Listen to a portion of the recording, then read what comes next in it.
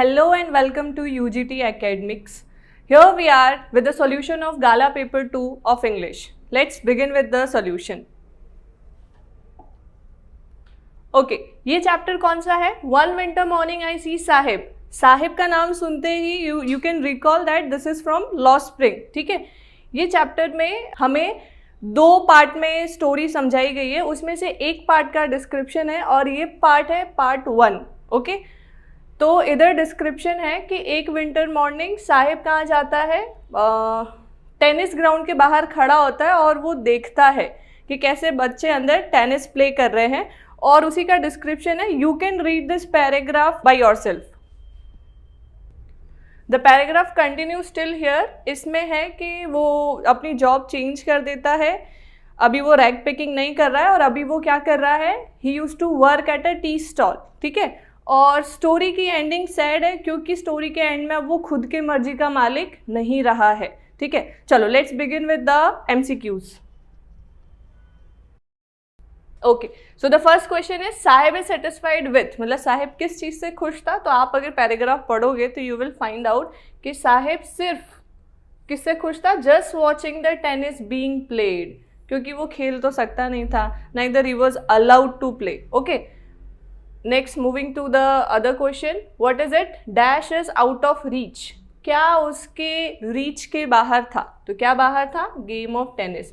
ना ही उसको वो समझ आता, ना ही वो खेल सकता था. ठीक है, खेल नहीं सकता था मतलब he can't afford to play. Okay, next one, question number 3 is what is wrong with the tennis shoes. क्या गड़बड़ थी शूज के साथ. तो there is a hole in one of them. देखो, वो रिच बॉय ने दिए थे, ये उसमें प्रॉब्लम नहीं थी, है ना. और दूसरा है दे आर डिस्कार्डेड वन, उसको छोड़ दिया था, ये भी कोई प्रॉब्लम नहीं थी. प्रॉब्लम क्या थी कि उसमें किसी दो में से किसी एक शू में क्या था, होल था. ओके, चलो next one. Okay students, here we are with something new. हमारे इस प्लेटफॉर्म पे UGT एप्लीकेशन है जो आपको गूगल प्ले स्टोर पे मिलेगा और ऐप स्टोर के लिए उसका नाम है माई इंस्टीट्यूट. इस एप्लीकेशन पे आपको अकाउंट्स और स्टैटिस्टिक्स के सभी क्वेश्चन सॉल्व मिलेंगे और एग्जाम तक आपको सभी इंपॉर्टेंट क्वेश्चंस भी अवेल करा दिया जाएगा.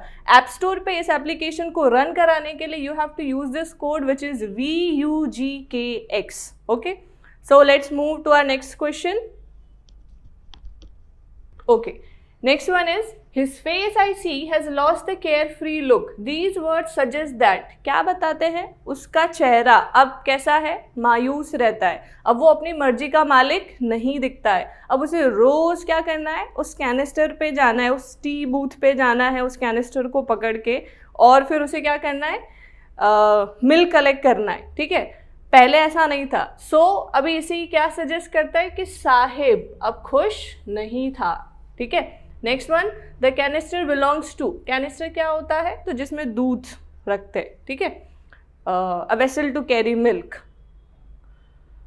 तो द कैनिस्टर बिलोंग्स टू को किसको बिलोंग करता था, तो टी शॉप ओनर को. क्यों, क्योंकि वो टी शॉप पे वर्क करता था इसलिए. ओके, चलो next question.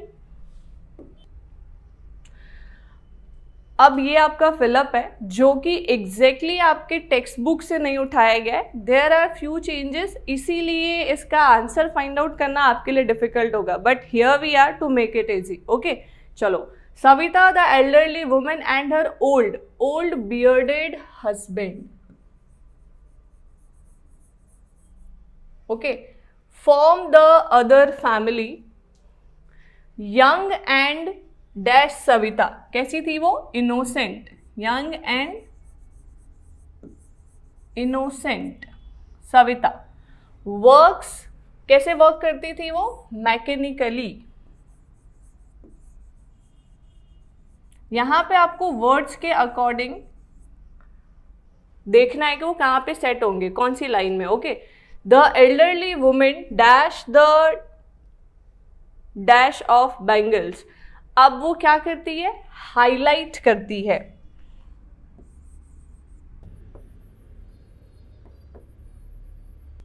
Highlight. Okay, highlight the what of bangle, highlight the credit of bangle. Makers, bangle makers who fail to enjoy even one full meal, खाना, during the entire life time.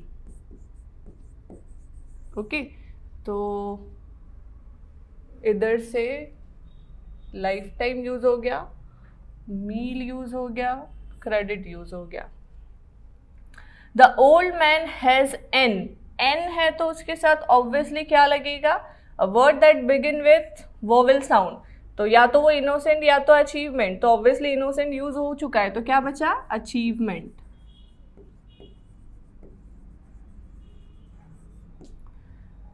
Achievement to his plight, he has made a house for the family to live in, he has, उसके sir पे क्या थी, roof, he has a roof over his head। okay, चलो, now next question। okay, here we move with figure of speech। figure of speech क्या होता है, तो एक सेंटेंस किस फॉर्म में बोला गया है उसे बोलते हैं फिगर ऑफ स्पीच। चलो, सबसे पहला है they do not fear the man beneath the tree, here not, अगर नॉट दे रखा है सेंटेंस में तो फिगर ऑफ स्पीच क्या लगता है, लिटोट्स लगता है। ठीक है, तो ये याद रखना, no, not, never, neither, nor, ऐसा सब वर्ड यूज होता है, तो कौन सा फिगर ऑफ स्पीच लगता है, litotes always. Okay, now next, like rootless weeds the hair torn round their pallor, तो like वर्ड है, like is for comparison, direct comparison होता है, like और as वर्ड का यूज हुआ है, तो the answer will B simile. Actually आपकी मतलब ये वाला जो लाइन है ये कौन से पोयम से है, तो it is from your past book, poem number 2, जो करंट बुक में ओमिटेड है। ठीक है, तो ये क्वेश्चन आएगा नहीं। Next is and looked out at the young trees sprinting, trees क्या कर रहे हैं, स्प्रिंटिंग कर रहे हैं, स्प्रिंटिंग मीन्स भाग रहे हैं, तो क्या पेड़ भाग सकते हैं, नहीं भाग सकते, भागता कौन है, इंसान, तो नॉन लिविंग को अगर लिविंग क्वालिटी है दी गई है तो आंसर होगा personification. Okay, next question, the massive weight of uncle's wedding band, किसका मैसिव वेट है, वेडिंग बैंड का। देखो, वेट और वेडिंग बैंड, वेट और वेडिंग का जो पहला प्रोनाउंसिएशन है वो कौन सा वर्ड है, व। ठीक है, तो जब भी कॉन्सोनेंट साउंड रिपीट हो and it should be in the beginning of the word, देख सकते हो वेट और वेडिंग। ठीक है, तो वो साउंड रिपीट हो रहा है, इसलिए क्या लगेगा, एलिट्रेशन। रिमेंबर, एलिट्रेशन कभी भी वोवेल साउंड में नहीं आता है। ठीक है, अगर ए से, ई से, आई से, ओ से या यू से कोई वर्ड रिपीट हो रहे हैं या ऐसा साउंड रिपीट हो रहा है तो alliteration will not come. Okay, okay, अब ये भी जो दे रखा है एक्चुअली रेक्टिफाई द एरर आपकी बुक से ही होगा, पर इधर हमें गाला पेपर में आउट ऑफ सिलेबस पूछा है, बट इट्स वेरी इजी। देखो क्या क्वेश्चन है, only while the farmers pulled, not while, while के बदले होगा when। okay, while will be replaced with when। the rope did the dog realized, realize नहीं, जब did होता है तो did के साथ verb का फर्स्ट फॉर्म लगता है which is called base form। ठीक है, तो realized will change to realize।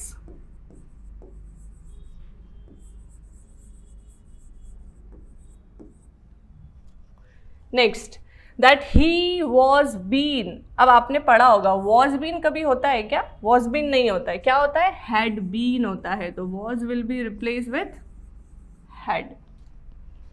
Next, with his friend he yelped, तो with his friend he yelped, इसमें क्या होगा, थोड़ा सा दिमाग लगाओ, क्या होगा, हीज, अब इधर हीज किसके लिए यूज हुआ है, डॉग के लिए, डॉग मेल है, उसके लिए क्या यूज होगा, इट्स, तो his will be replaced with its. Done, चलो, now next is punctuation. Now you can read the question, but now I could frown and say to that terror, ये कौन से चैप्टर का है, तो ये आपका चैप्टर नंबर 3 डीप वाटर से लिया गया है। पंक्चुएशन हमेशा टेक्स्ट बुक से उठाते हैं और एज इट इज उठाते हैं, ठीक है। तो देख सकते हो आप, but now I could frown and say to the terror, तो डायलॉग की बिगनिंग है तो इसलिए double inverted comma, trying to scare me, तो इधर आएगा question mark, well here's to you exclamation mark, look exclamation mark, okay. And here the dialogue ends, और इसीलिए इधर क्या दे रखा है, डबल इन्वर्टेड कॉमा। चलो next question. Okay, so the next question is rewrite the sentence using the correct meaning of given phrase and idiom, ठीक है। तो phrase idiom एक्चुअली क्वेश्चन में अंडरलाइन किया नहीं होगा, we have to find it out, okay। तो first question है निमिष had a, actually here is a typing mistake, उधर hard होगा, ठीक है, had a hard time, तो अपना idiom hard time है, ठीक है। hard time में क्या होगा, pass through a difficult time, so the answer will be pass through a difficult time। next one is I have never looked on a face so devoid of, devoid of मतलब नहीं होना, तो without। next, his derived for success was born out of growing up in low income family, born out of, ठीक है। तो born out of मतलब आया कहाँ से, emerged from। next, when electricity went out we resort to lanterns, resort to मतलब dependent किस पे रहते थे, तो we recourse to, had recourse to, okay. Hope all this things are clear till now, okay. Next question is convert the following into indirect speech. चलो, तो ये dialogue दे रखा है, इसको हम कन्वर्ट करेंगे। So the dialogue is I met Danny Casey, Sophie said he looked around abruptly, where in the arcade funnily enough, it's never true, I did too, you told that. तो ये जो पूरा dialogue है ये actually किसके बीच के conversations है, if you can recall, ये सोफ़ी एंड उसका भाई, सोफ़ी का भाई कौन था, जियोफ, उन दोनों के बीच के डायलॉग्स है। और चैप्टर अगर आपको याद आ रहा हो तो चैप्टर नंबर 8 गोइंग प्लेसेस, ठीक है, which based on adolescent fantasies. So the answer will be Sophie told Geoff that she had met Danny Casey. Why had met? Question में देखो met है, met जब क्वेश्चन में past tense दे रखा हो तो इनडायरेक्ट स्पीच में जब उसको कन्वर्ट करेंगे तो it will change to past perfect, और पास्ट परफेक्ट किससे बनता है, हेड से, हेड प्लस वर्ब का third form. Next dialogue, he looked around abruptly, तो Geoff looked around abruptly and asked, उसने पूछा ना where, and asked where did she met, ठीक है। सिर्फ वेयर पे एंड नहीं करेंगे, सवाल क्या था, आई मेट, उसने बोला कि आई मेट, तो उसने पूछा कि तुम कहाँ मिली, तो सिर्फ वेयर पे एंड नहीं करेंगे, वेयर डिड शी मेट पे एंड करेंगे। फिर उसका रिप्लाई क्या होता है, in the arcade funnily enough, तो she replied funnily that in the arcade her brother answered, इधर देखो इन दी आर्केड पे एंड हो जाएगा, उसके बाद कॉमा करना है, उसके बाद उसके भाई ने क्या बोला, इट्स नेवर ट्रू, इसने जवाब दिया कि तुम जो बोल रही हो वो सच नहीं है, तो हर brother answered that it was not true. फिर सोफी का डायलॉग आगे बढ़ता है, आई डिड टू, तो वो मतलब कंफर्म करे कि अरे नहीं मैंने देखा उसको, तो Sophie said she had to, why had, क्योंकि यहाँ पे डिड है, सेम रूल जो बताया, अगर क्वेश्चन पास्ट टेंस में है तो answer will be in past perfect tense. Next Geoff का डायलॉग है, Geoff asked her if she had told dad, उससे पूछता है ना क्या तुमने डैड को बताई ये बातें, तो जब सवाल पूछते हैं तो वो किससे बिगिन होता है, इफ से, याद रखना दैट से नहीं करना है, okay. So here your answer is completed. Moving to the next question, okay. अब आते हैं डू इज डायरेक्टेड पे। क्या क्वेश्चन है, it had meant a long and tricky operation, choose the correct question tag. अब question tag one of the easiest form of do is directed, आपको पहला subject उसके बाद वाला वर्ब, बस उसी को देखना है और ये देखना है कि सेंटेंस पॉजिटिव है या नेगेटिव है। अगर क्वेश्चन पॉजिटिव है तो your answer will B negative, अगर ये नेगेटिव है तो your answer will B positive, ठीक है। तो had it, had it correct होगा क्या, नहीं, हैडेंट इट, क्योंकि क्वेश्चन क्या है, पॉजिटिव है, तो कौन सा आंसर होगा, It had meant a long and tricky operation, hadn't it? Okay. Next question. Muzaffarpur lawyers called on Gandhi to brief him. ठीक है, मुजफ्फरपुर के लॉयर्स ने गांधी जी को बुलाया उनसे बातें करने के लिए, मतलब उनके बारे में जानने के लिए. तो इधर क्या है, विद अ व्यू टू हमें यूज करना है. तो विद अ व्यू टू कहाँ आएगा, तो Muzaffarpur lawyers called on Gandhi with a view to briefing him. Briefing गलत हो जाएगा. Muzaffarpur lawyers called on Gandhi with a view to brief him, this is correct. Okay, इसमें भी ब्रीफिंग है, ये गलत हो जाएगा. और ये ब्रीफ्ड है, ईडी पास्ट टेंस लगा दिया, नहीं गलत हो जाएगा. ठीक है, तो your answer will be option number B. It is hardly surprising that opinions of the interview vary considerably. सबके इंटरव्यू के जो ओपिनियंस होते हैं अलग अलग होते हैं. चैप्टर नंबर 7 से है. अभी हमको इसको क्या करना है, नेगेटिव में करना है. बहुत आसान है. क्यों, क्योंकि आप सीधे सीधे देख सकते हो क्वेश्चन में क्या देके रखा है, हार्डली. हार्डली किसका रिप्लेसमेंट है, नॉट का रिप्लेसमेंट है. बस हार्डली को हटा के नॉट लगा दो. तो इट इज सरप्राइजिंग दैट, इसमें तो डू नॉट वेरी, ये तो गलत, मतलब क्या हो जाएगा, सेंटेंस का मीनिंग ही बदल जा रहा है. ठीक है, तो मीनिंग नहीं बदलना है. तो this is not correct. It is not surprising that opinion of interview very considerably, ये सरप्राइजिंग बिल्कुल नहीं है और सेंटेंस भी यही कहता है. तो your right answer will be option number B. अब इधर क्या है, it is never surprising that opinion of the interview do not vary. अब देखो, नॉट और नेवर दो नेगेटिव पॉजिटिव सेंटेंस बनाते हैं, सेंटेंस का मीनिंग बदल जाएगा. That's why C is also wrong. और नेक्स्ट है इट इज प्रोबेबली नॉट. अभी प्रोबेबली नॉट मतलब शायद, तो ये भी क्या कर देगा, अपना आंसर गलत कर देगा. So the right answer will be option number B. Next question, on the roof the pigeons cooed very low turn into a question. Okay, तो अब इसका आंसर क्या होगा, टर्न इनटू क्वेश्चन. कुछ नहीं करना है, क्वेश्चन टैग जैसा ही समझो इसको. ठीक है, on the roof the pigeons cooed very low, क्या होगा. सबसे पहले तो सब में क्वेश्चन मार्क है, तो सबको एक बार चेक करेंगे हम. On the roof did the pigeons not cooed very low, क्या उन्होंने बहुत मतलब धीरे से कू नहीं किया. तो इसमें क्या हो गया, सेंटेंस का मीनिंग बदल गया. So A will be not our answer. Next, on the roof did the pigeons cooed very low, क्या रूफ पे पिजन्स ने बहुत धीरे से कूइंग की थी. तो ये भी गलत हो जाएगा. ठीक है, सेंटेंस का मीनिंग नहीं बदलना चाहिए. On the roof did the pigeons cooed very high, क्या उन्होंने जोर से कूइंग की थी. So this will be the right answer. क्या बोला था क्वेश्चन टैग में, अगर क्वेश्चन पॉजिटिव है तो आंसर विल बी नेगेटिव. अब इधर आप नेगेटिव वर्ड तो यूज नहीं कर रहे हो, पर लो के बदले क्या यूज किया, उसका अपोजिट हाई. तो ये भी करेक्ट है. समझ आया. So the right answer will be option number C. एक बार डी ऑप्शन को भी देख लेते हैं. On the roof did the pigeons never cooed very high. अब नेवर और हाई ये दोनों मिलके सेंटेंस का मीनिंग बदल देंगे, इसलिए option number D is also wrong. चलो next, it was an extraordinary thing in those days turn into exclamatory. Exclamatory में कन्वर्ट करना है. अब एक्सक्लेमेटरी में देखो कई सारे वर्ड्स होते हैं, पर आप बेसिक दो वर्ड्स याद रखो, एक है व्हाट और एक है हाउ. व्हाट कब यूज होता है, जब क्वेश्चन में ए और एन दे रखा हो. ठीक है, और हाउ कब लगता है, जब ये दोनों नहीं दे रखा हो. डन. अब इसमें तो दे रखा है, तो क्या लगेगा, हाउ लगेगा या व्हाट. ऑब्वियसली क्या लगेगा, व्हाट लगेगा. तो सिर्फ हम व्हाट वाले क्वेश्चंस को पढ़ेंगे. दोनों ऑप्शंस को एक बार पढ़ लेते हैं. What an extraordinary thing it was in those days.